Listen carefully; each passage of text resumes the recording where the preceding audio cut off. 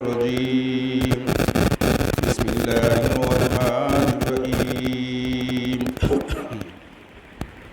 قل من رب السماوات والأرض قل الله قل أفأتخذتم من دونه أولياء لا يملكون لأنفسهم نفعا ولا ضرا پرون سجدی آیت تیر شو او د سجدی مسائل مخکې مونږ بیان کړو که سجدی آیت څوک واوري او غوږ ورته نیولی وي نو بیا پې سجده واجبه ده څوک چې وایي په هغه هم واجبه ده او څوک چې اوري په هغه هم واجبه ده او د سجدې آیت چې په یو ځای کې د څو ځلې ووي که لس ځلې سجدې آیت په یو ځای کې ووي په ناسته باندې یو ځای کې نو یو سجده به کې لس سجدې به نه کې یو سجده به کې چې موږ کې ما سجدې آیت موږ کې رالو نو موږ کې به سجده تلاوت کې او که د موږ نه پست بیا کې نو بیا نه کېږي د موږ والا سجده بیا وروستو نه کېږي او که تاسو نه بلا سجدې پاتې شي فرض کا تلاوت دوران کې نو که په یو ځای سجدې کې دا څوارلس وړاندې هم کېږي خو ښه ده چې سړی سجدې تلاوت سجده آیت تلاوت وکړي نو فوراً د سجده کوي او سجده چې وکړي بس نیت به وتړي الله اکبر به کړي او یو سجده به وکړي بس یو سجده نه پکې سلام پکې نشته او سجده په ناستم کېږي او په ولاړو په دواړو حالتو کې سجده کېږي نو نن الله تبارک وتعالی فرمایي قل من رب السماوات والارض قل تو ورته ووایه یعنی هغه مشرکین مکه حالات را روان دي که نه مشرکین مکه ته کفارو ته پیغمبر علیه السلام دعوت ورکوي نو اوس دا ارشاد فرمایي چې ته دوی ته ووایه چې مر رب السماوات والارض چې څوک دی رب د اسمانونو او د ځمکې د اسمانونو او د ځمکې رب څوک دی قل الله تو ورته ووایه چې الله تعالی دی د اسمانونو او د ځمکې رب څوک دی الله تعالی دا هغه پیدا کړي دي قل تو ورته ووایه ای پیغمبره افاتخذتم آیا تاسو نیولی دي من دونه د الله تعالی نه ما سوا اولیاء دوستان تاسو د الله تعالی نه ما سوا دوستان نیولی دي او هغه دوستان داسې دي چې لا یملکون هغه اختیار نه لري لانفسهم د خپل ځان دپاره نفعا د فیدې ولا ضرا او نه د څه نقصان هغه خو داسې معبودان دي چې ځان دپاره ځان ته نه نفع رسولی شي او نه نقصان رسولی شي نو ستا به څه مدد وکړي تا ته به څه نفع درکړي او څه نقصان به درکړي نو الله پاک فرمایي قل تو ورته ووایه ای پیغمبره هل یستوی الاعمی والبصیر آیا برابر دی ړوند او بینا برابر دی نابینا والبصیر او بینا هغې ته وایي چې نظر یې لګي او نابینا ړوند ته وایي دا دواړه برابر دي نه دي برابر ام هل تستوی الظلمات والنور آیا برابر دی تیاره او رڼا دا تیاره او رڼا دا برابر دی خپله کې د تیارې نه مراد شرک دی او د رڼا نه مراد ایمان دی ظلمات نه مراد څه دی شرک او د نور نه مراد ایمان دی یعنی دا شرک او ایمان دا خپله کې برابر دي نه چرته هم نه دي برابر څنګه چې په فزیکل ورډ کې نابینا او بینا برابر نه دي نو دارنګه سپریچول ورډ کې دا څنګه هغه برابر کېدی شي نو الله تبارک وتعالی د مشرک او د مؤمن په میس کې فرق واضح کوي چې بینا او نابینا بینا نه مراد هغه کس دی چې په خدای باندې عقیده وي هغه بینا دی او چې په خدای عقیده نه وي هغه نابینا دی او یا چې کوم موحدی توحید والی الله تعالی وحدانیت قائلی هغه بینا دی او چې کوم شرک کوي نو هغه نابینا دی نو مشرک او مسلمان دا خپل کې برابر نه دي لکه څنګه چې تیارا او رڼا برابر نه دي څنګه چې بینا او نابینا برابر نه دا رنګ مشرک او مسلمان خپل کې دا برابر نه دي نو ام جعلوا لله شرکاء یا دوی جوړوي الله د پر داس شریکان خلقو چې هغه پیدا کړی وي که خلقی پشان د پیدا کولو د الله تعالی دی الله تعالی سره داسې شریکان جوړي چې څنګه الله تعالی پیدا کړی دا خو ډېر امپاسبل ده دا خو ډېر ناممکنه خبره ده دا بعید از عقل دا عقل نه ډېره لرې خبره ده فتشابه الخلق علیهم پس ګډوډ شوی دی پیدا وخت په دوی باندې یعنی انسان دا ټول مخلوقات الله تعالی پیدا کړی دي او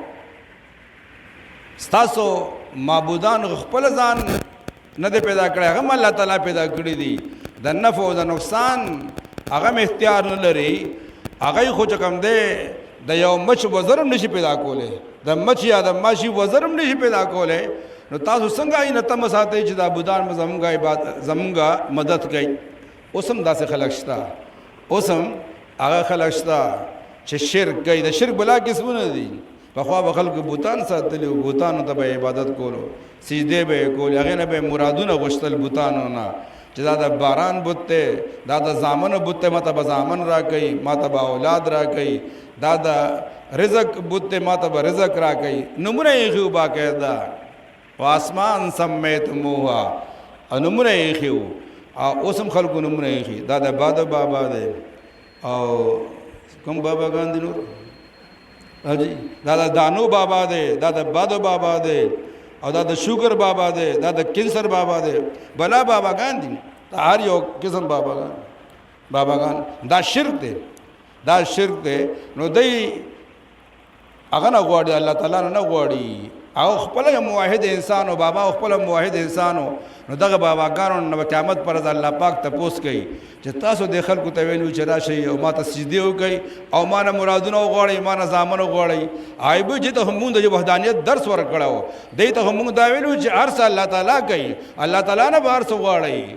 خدای بیا موږ ته کوم د سجدي کوي موږ خو دې نه خبر نه موږ ورته دا درس نو ورکړي نو الله تعالی به وایي چې جهنم ته نو جهنم ته نو اوس الحمدلله زموږ سړی خو ډېر زیات خودداري هغه خو پوهېږي په خبره باندې خو د بعضې زنانه داسې وي چې هغه عقل دا نه مني هغه خامخا په باباګانو باندې داسې عقیده وي د خدای باندې داسې عقیده هغه شان عقیده نه څنګه چې بابا باندې عقیده وي داسې د حاجي صاحب که نه باباګان اټک بابا ادرجي بابا کاکا صاحب ته دا خلک دعا دپاره ځي دعا ده هغه وایي که نه پنجابی کې وایي بابا ککړ لے ته پتر دی ککړ لے ته پتر دی یو چرګه ورته بوځي دا واله ما ته زوی راکړه اوس په یو چرګه ما بابا نه زوی غواړي زامن ورکول دا د بابا کار دی زامن خو الله تعالی فرمایي چې یهب لمن یشاء اناسا ویهب لمن یشاء الذکور او یزوجهم ذکرانا واناسا ويجعل من يشاء عقيما چاته چې الله تعالی خوښي زنانه اولاد ورکی فیمیل ورته ورکی چاته خوښي نارینه ورکی ورته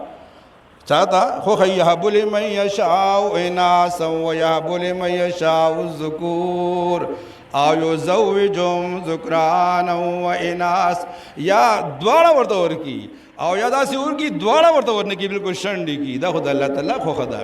نو مونږه الله تعالی وایي دا زه ورکوم هر څه زه کوم زما اختیار دی خو زموږ زنانه وایي نه دا د بابا اختیار دی بابا به ما ته زوی راکوي بابا به دا درد ټیکوي راته بابا به وسیله جوړو، دای په وسیله باندې به دعا غواړو، یا الله دا بابا ستا ډېر نیازبینو او یا الله ډېر بزرګ سړی و، د ده په برکت باندې زما یا الله د فلانکي بیماري لرې کې، د ده په برکت باندې یا الله ما ته نیکمل او صالح اولاد راکړي، ته راته راکړې الله تعالی ته به الله تعالی ته راته اولاد راکړي. بابا نه به نه غواړي چې بابا ما ته راکړي. ولته منځوران هم ناست دي، ایم ډېر هوښیاري، ایم ډېر هوښیاري. د جاروګانې پرتې وي، د جارو په ځان ووخه، د جارو د کاڼې په ځان ووخه نو زوی به دې وشي، دا کاڼې په ځان ووخه دانه به دې ټیک شي که نه، دا جارو په ځان ووخه، چې جارو دې په ځان ووهله نو سم به جارو شو، بیا هر څه به جارو شي، هر څه به ختم شي. نو په دې باباګانو به ډېر یقین نه ساتو، هر څه به الله تعالی نه غواړو. وګوره بار بار الله تعالی د خپل وحدانیت درس ورکوي. وګوره وایي دا د تیارې او د رڼا مثال یې درک ورته، بینا او نابینا مثال یې درک ورته، دا د شرک او توحید مثالونه دي. نو الله تعالی فرمایي قل الله،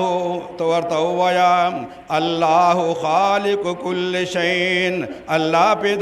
پیدا کوونکی دی د هر یو څیز. الله تعالی هر څه پیدا کوي، انسان نشي پیدا کولی. وهو الواحد القهار، او الله تعالی یو دی او غالب دی.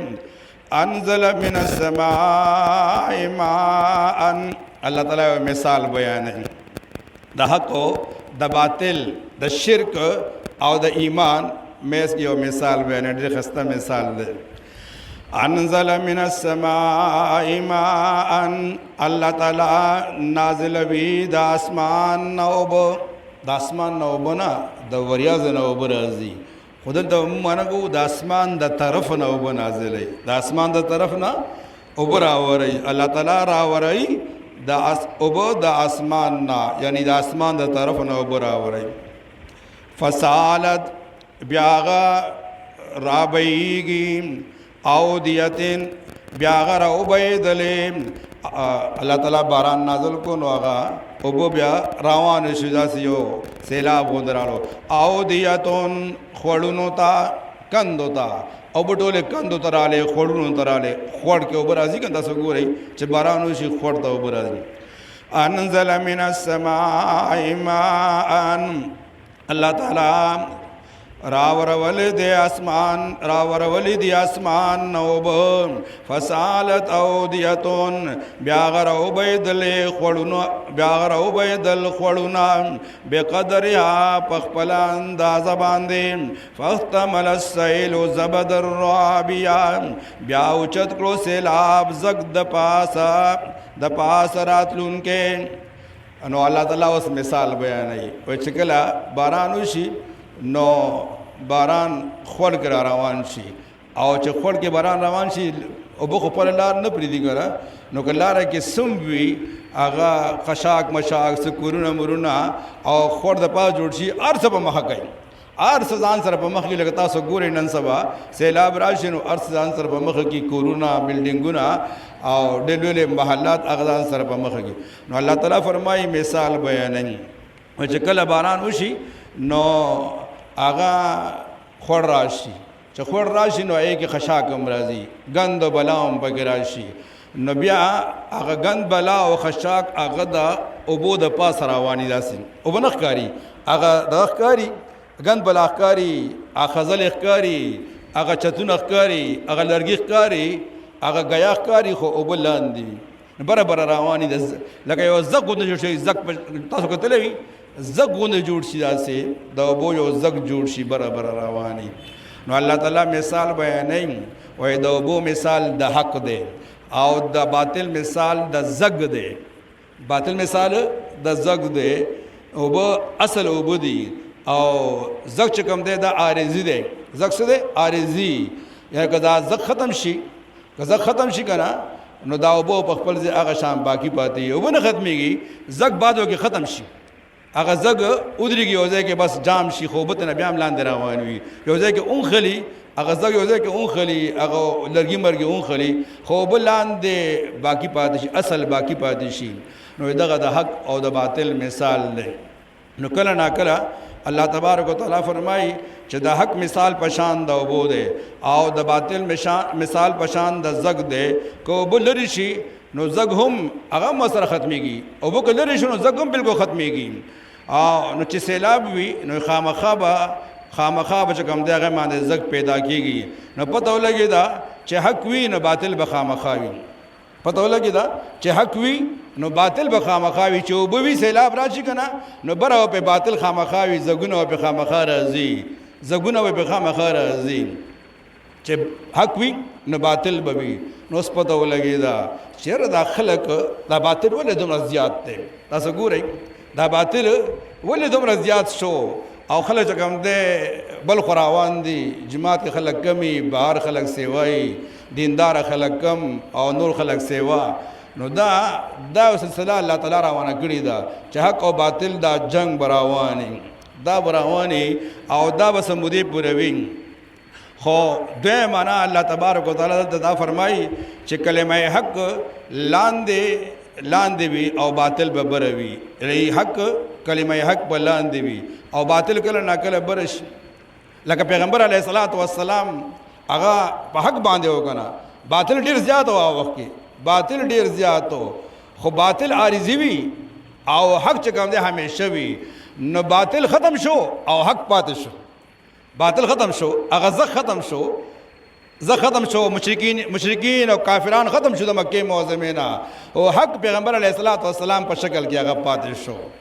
نو دې مثال دا بیانوي او یا د دې مثال بل هم ورکوي. مونږ ته پته نه لګي حاجي صاحب ناست دی وایي چې کله دا سونې نه یو شی جوړوي که نه نو تاسو چې دا یو بټۍ کې ورکوي نو دې باندې بره زګ غوندې راځي. اوس وځي که نه زګ پې راشي لیکن